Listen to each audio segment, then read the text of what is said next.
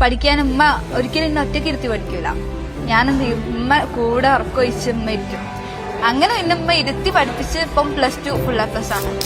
Shafna enjoy ചെയ്തിട്ടാണോ ചെയ്യുന്നത് അതോ ഉമ്മാന്റെ നിർബന്ധപ്രകാരം? അല്ലല്ല, എൻജോയ് ചെയ്തിട്ടാ. ഇതിപ്പോ ഉമ്മനാണ് പഠിപ്പിന്റെ കാര്യമായി കഴിഞ്ഞാലും സത്യം പറഞ്ഞാൽ എനിക്ക് ഭയങ്കര പേടിയായിരുന്നു. പബ്ലിക് എക്സാമിന്റെ ടൈമിൽ എനിക്ക് അങ്ങനെ മാർക്കില്ല എന്നുണ്ടെങ്കിൽ ടീച്ചേഴ്സ് മുതൽ നാട്ടുകാർ മുതൽ കുടുംബക്കാർ വരെ വരും. ഇൻസ്റ്റേ കളിച്ച് നടന്ന മാർക്ക് ഉണ്ടാവില്ല. അപ്പം ഉമ്മ എന്ന് പറഞ്ഞു കഴിഞ്ഞാല് ഒന്നിന് മാത്രം ഫോക്കസില്ല. അമ്മ രണ്ടും കൂടെ പഠിക്കാൻ ഉമ്മ ഒരിക്കലും എന്നെ ഒറ്റയ്ക്ക് ഇരുത്തി പഠിക്കില്ല.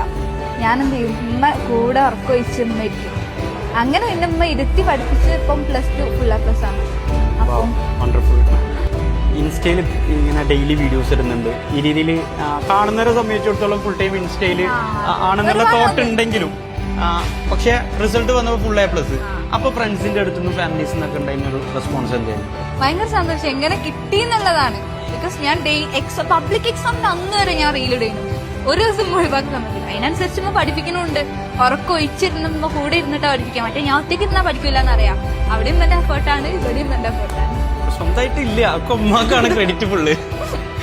ആഡ്സ് ഓഫ് ഉമ്മ.